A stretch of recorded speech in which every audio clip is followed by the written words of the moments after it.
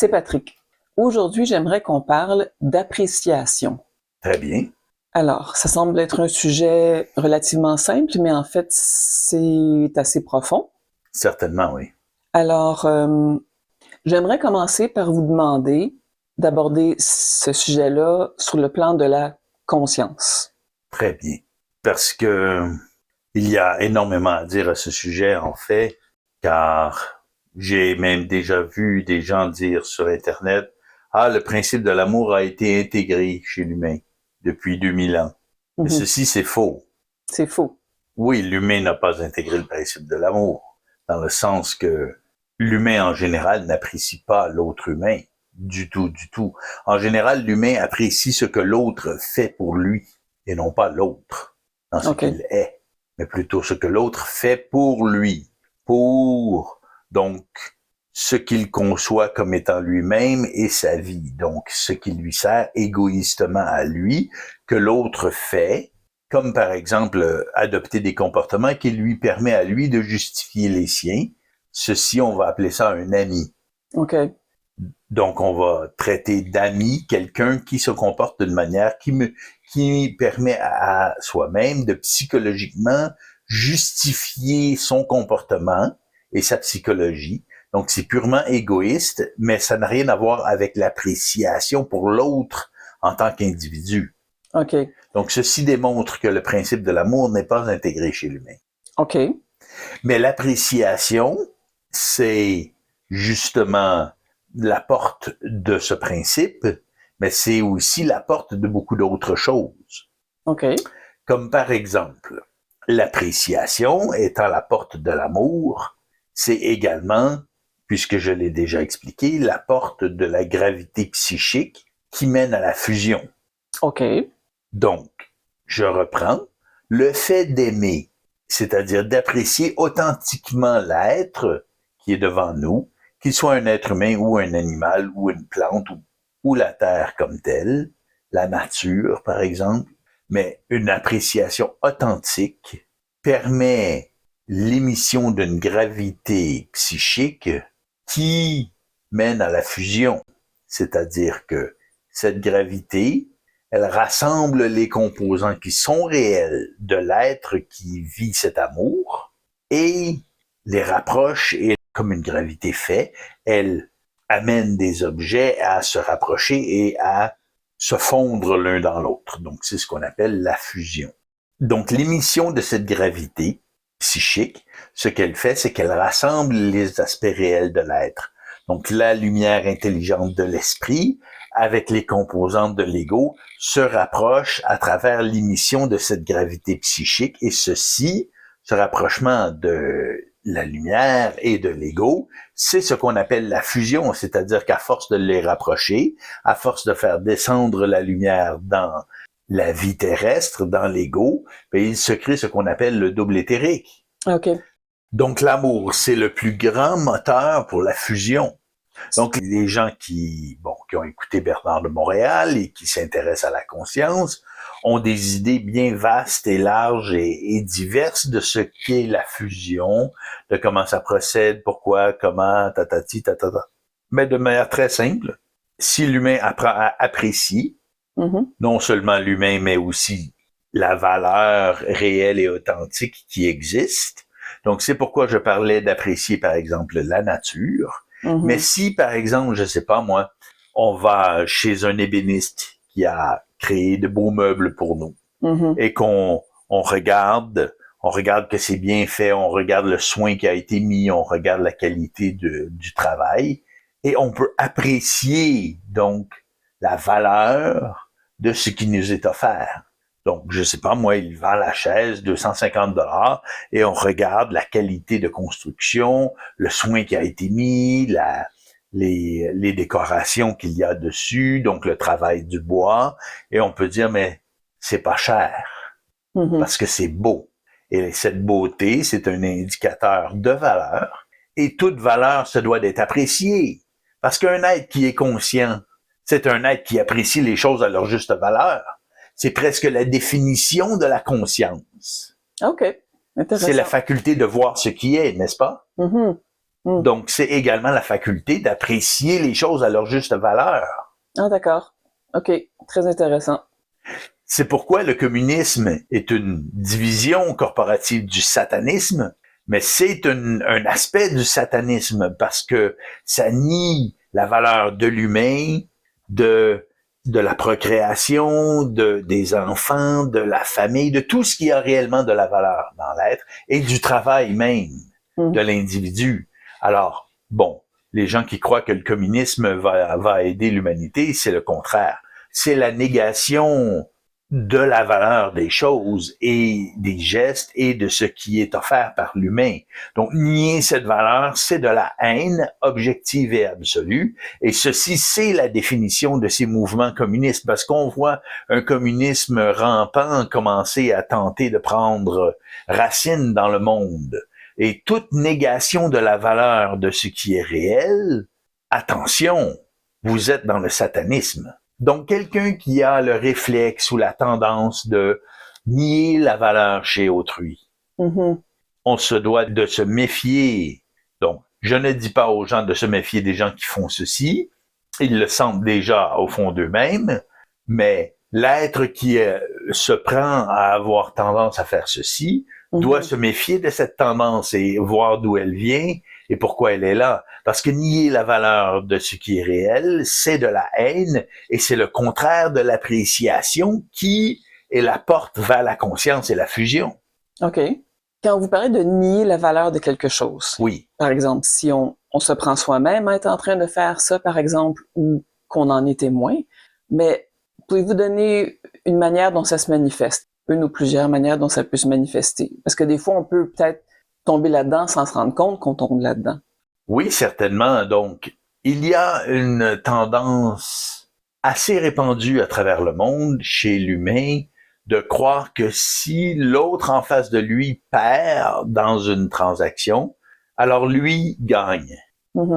Donc, si par exemple, j'achète un truc, mais que je te dis non, mais ton truc c'est de la merde, là, ça vaut rien, et je te donne 1/10 de la valeur, j'ai l'impression que j'ai gagné parce que tu as perdu. Donc, il y a des gens que, pour se donner l'impression qu'ils gagnent, il faut qu'ils vérifient que l'autre perd. Mais ce que ceci fait en réalité, ça fait que les deux perdent parce que la valeur n'est pas reconnue. Mais est-ce que toute négociation, à ce moment-là, est une négation, en quelque part, de la valeur de quelque chose? Non, ça peut être une affirmation de la valeur de quelque chose. Ah bon? Donc, pour revenir à l'appréciation, qui est la porte de l'amour, qui est une gravité psychique et qui fait descendre la lumière dans l'ego, mais l'appréciation, donc, c'est ce qui doit être recherché chez l'humain qui prétend graviter vers la conscience. Okay. Donc, si on se prend à vouloir diminuer la valeur d'un autre, ou de ce qu'un autre dit, ou de ce qu'un autre fait, attention, nous éloignons de notre centre de gravité, là d'où l'appréciation donc peut surgir, et nous nous éloignons de la lumière de l'esprit. Car l'intelligence, si elle ne donne pas naissance à l'amour, elle n'est pas réelle. Donc, lorsqu'il y a tentative de négation de la valeur, oui. Ceci peut aussi s'exprimer par un jugement, une comparaison? Tout à fait. Donc, ça, c'est des exemples de ça, négation de la valeur. Oui, effectivement. Okay. Et on ne peut pas apprécier quand on juge. Donc, dès qu'on juge quelqu'un, il n'y a plus d'appréciation. Et donc, ce qui se produit dès qu'on juge ou qu'on compare, l'appréciation meurt, c'est-à-dire que le lien avec la lumière meurt, il s'éteint. Donc, à ce moment, on quitte la relation avec le réel et on entre en relation avec le plan astral vers lequel on dévie la lumière, et c'est là que l'intelligence et l'amour meurent. Donc, un être qui est en conscience doit être un être aimant, c'est-à-dire qu'il ne peut faire autrement, sinon il détruit son lien avec sa lumière. Je voudrais revenir à l'ordre des principes, c'est-à-dire que vous parliez de l'amour au tout début comme étant évidemment une absolue nécessité pour l'atteinte éventuelle de la conscience, disons. Oui. Est-ce que c'est parmi les 3 principes, amour, intelligence, volonté, est-ce le plus important entre guillemets, ou est-ce le premier, ou y a-t-il un ordre? Les 3 ont la même importance. OK. C'est-à-dire que l'ego humain n'a d'abord et avant tout que la volonté. OK. Donc, si on prend l'animal humain, par exemple, il n'a que volonté. Il n'a pas d'intelligence, il n'a pas d'amour. OK. S'il se sert de sa volonté pour se comporter de manière intelligente, tout de suite l'amour naît en lui. OK. Et s'il se sert de sa volonté pour aimer, la lumière et son intelligence naissent en lui. Oui, mais là, il y a toute la question de, qu'est-ce que c'est l'amour? Qu'est-ce que cet être aime réellement? Est-ce qu'il est en train d'aimer réellement, je veux dire? Oui, et c'est pourquoi je parle d'appréciation. Soit dit en passant, si vous appréciez cet entretien, on vous invite à vous abonner à notre chaîne, à cliquer sur J'aime ce contenu ou encore à partager nos vidéos. Ça nous aide énormément.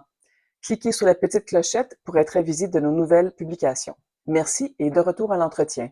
Parce que l'appréciation renvoie beaucoup plus à une disposition psychique de constater, si on veut de manière bonne, de manière gentille, le bon que l'autre apporte. Que cet autre soit un potager ou un individu ou, peu importe. Donc, si l'être est disposé à voir le bon que l'autre apporte, on pourrait dire qu'il apprécie. Ou il peut apprécier. Il est disposé à apprécier l'autre, à apprécier ce que l'autre offre et à voir la valeur. Voyant la valeur, il donc peut aimer. Oui, par contre, évidemment, c'est facile comment apprécier justement sans tomber dans la naïveté, sans tomber dans la spiritualité. Oui, l'amour spirituel, c'est une grande attrape et c'est un amour sans intelligence. Parce que souvent, les êtres spirituels sont aussi très sensibles et un petit peu vice-versa.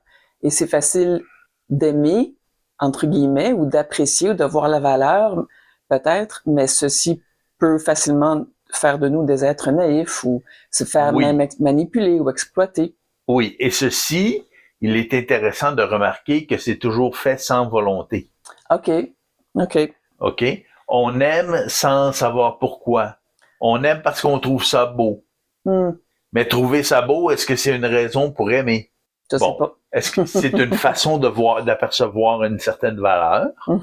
Ceci est authentique. Mais ce que j'ai dit, et on remarquera bien ce que j'ai dit, c'est que si on se sert de sa volonté pour aimer, c'est-à-dire de sa volonté pour apprécier, ou qu'on se sert de sa volonté pour manifester l'intelligence de l'esprit, l'intelligence de la lumière, à ce moment-là, l'appréciation naît.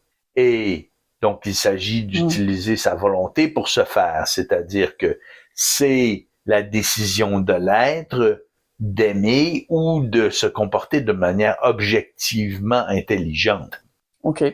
Et se comporter d'une manière objectivement intelligente, c'est entre autres voir la valeur telle qu'elle est. Et donc apprécier le bon à sa juste hauteur. Et non pas dans une illusion que parce que telle personne nous fait un beau sourire, qu'elle est nécessairement une personne aimante, par exemple. Ou parce qu'elle nous fait un cadeau, ou... C'est ça. Ou cadeau de son temps, ou même un cadeau autre, un objet quelconque. Oui, parce qu'on peut faire un cadeau pour obliger quelqu'un, et ça, ce n'est pas aimant.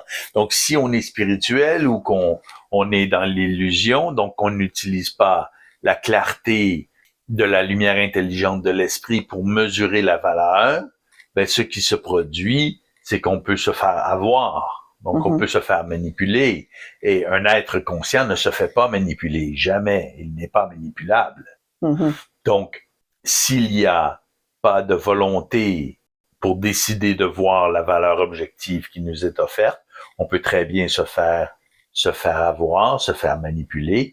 Ou si on aime sans intelligence ou sans volonté, on ne décide pas d'apprécier à sa juste valeur, par exemple, un phénomène, ou que on se trouve impressionné par un phénomène sans avoir une vision claire de pourquoi, sans donc avoir conscience de la valeur qui nous est montrée.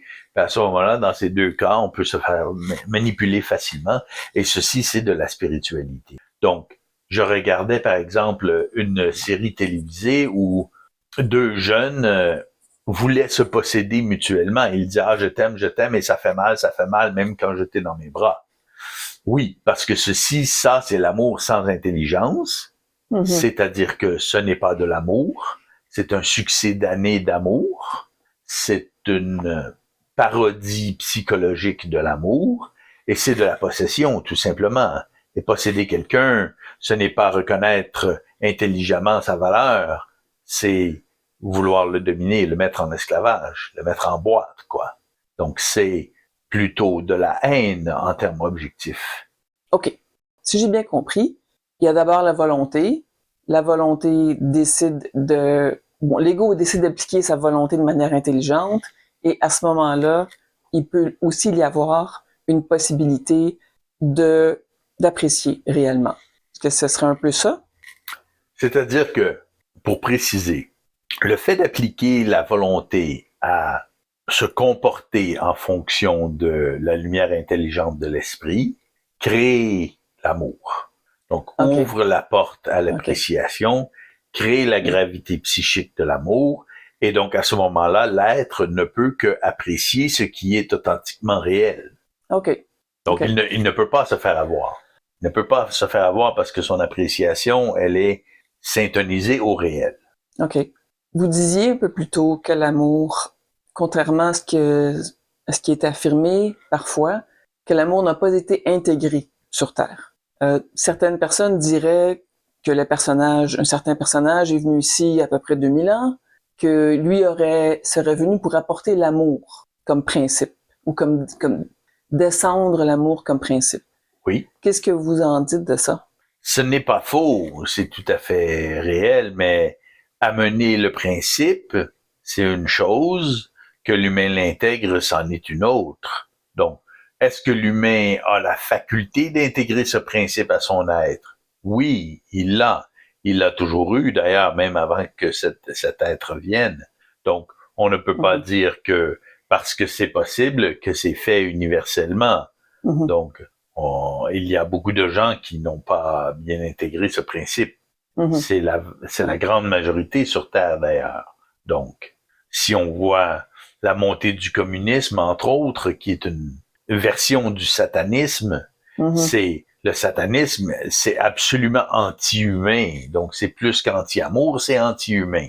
Il y a beaucoup de conjugaisons de l'anti-humanisme qui ont chacune leur nom et qui ont ceci, ça a beaucoup d'aspects. Ça pourrait être une série d'entretiens à ce sujet. Donc, nous avons abordé la valeur, l'appréciation, et nous pourrions parler d'argent également. C'est-à-dire que si un être a la faculté de percevoir la valeur de ce qui lui est offert, il va payer le juste prix.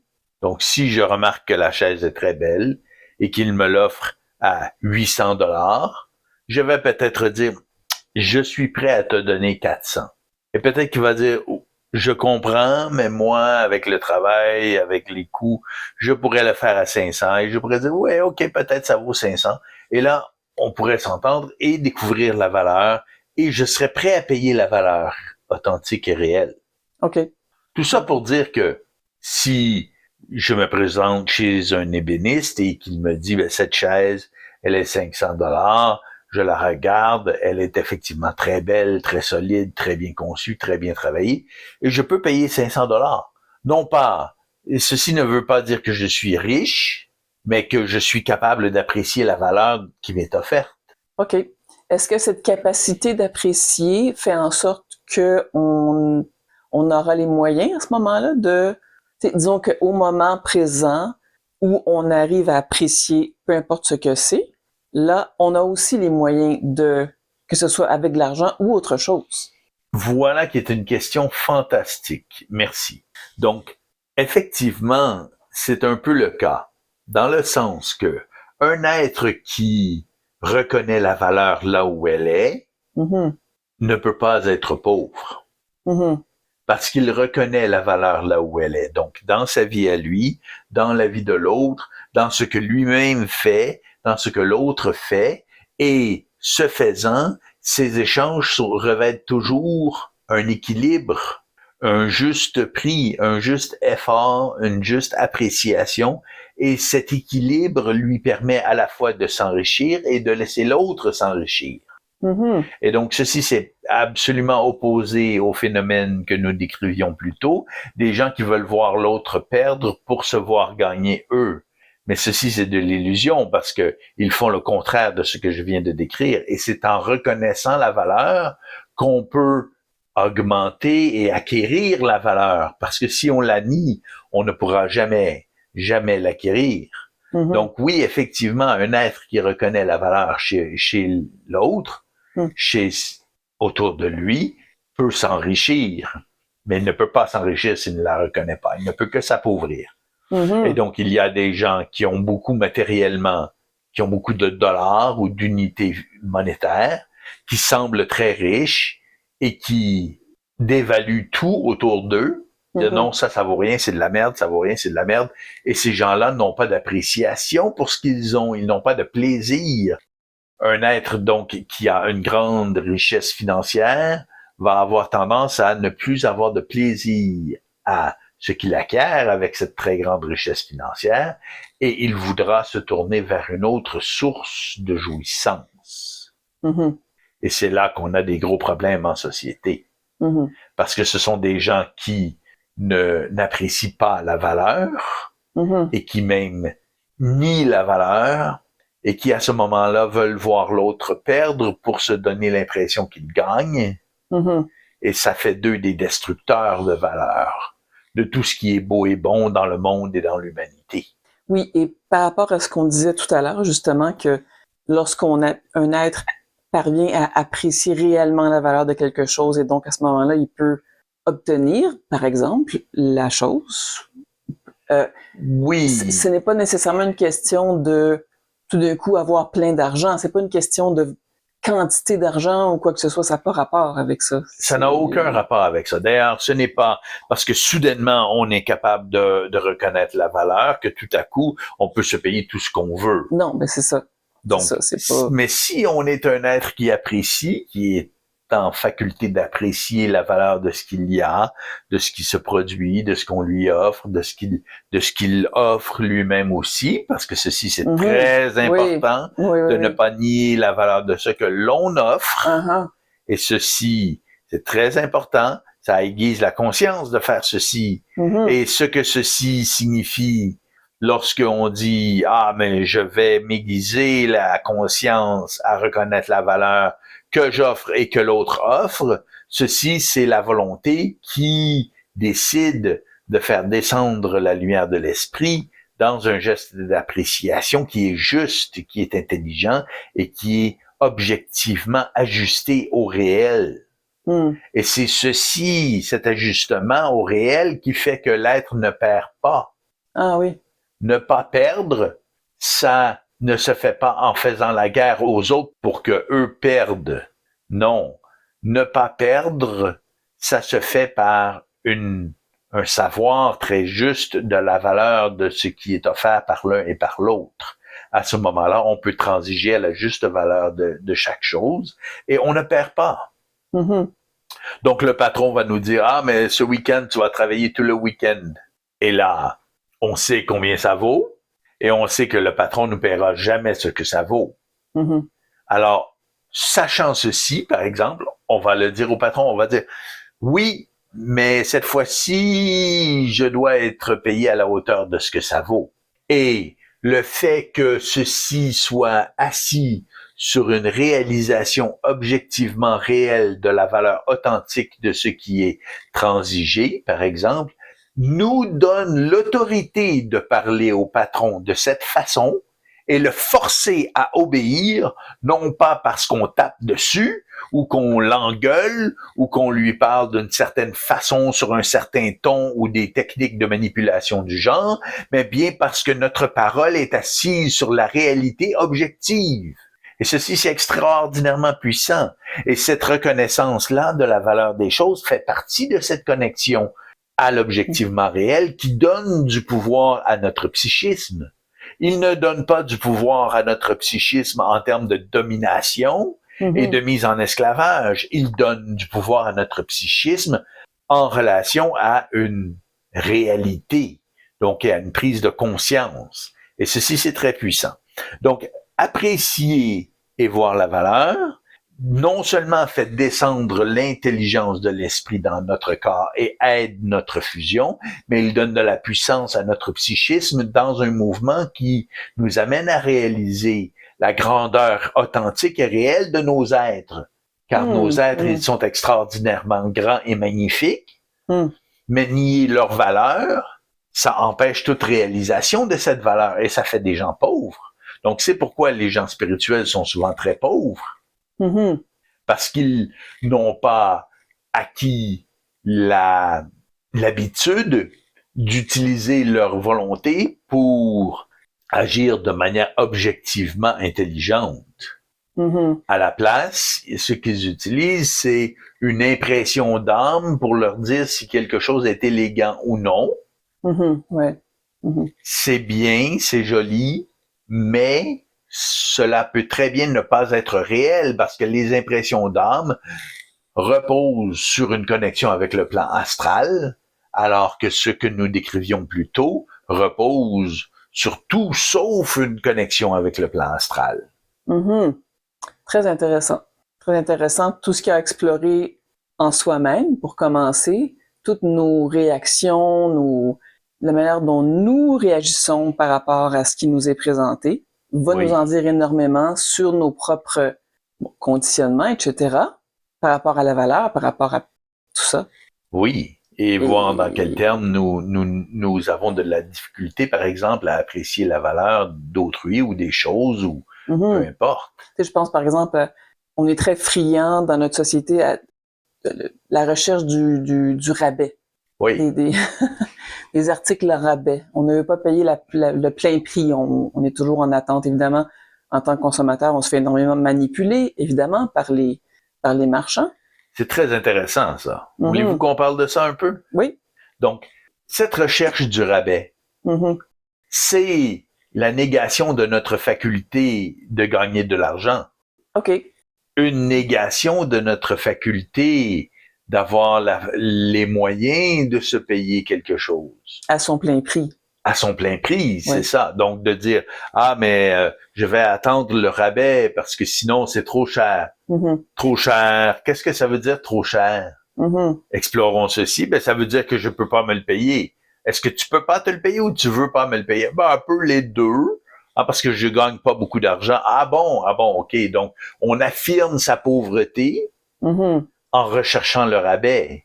Mais affirmer sa pauvreté, ce n'est pas apprécier sa valeur authentique et réelle telle qu'elle est. C'est la nier. Donc, on nie sa propre valeur en faisant ceci. Et niant sa propre valeur, on ne peut pas bénéficier de sa propre valeur. Mais aussi, il y a des gens qui ont beaucoup d'argent qui recherchent toujours des rabais. Bien sûr. En passant. Bien sûr, ils nient leur valeur, ils nient la valeur des objets, ils nient la valeur tout court. Parce que si on nie la valeur en dedans, on nie la valeur en dehors, et si on nie la valeur en dehors, on nie la valeur en dedans.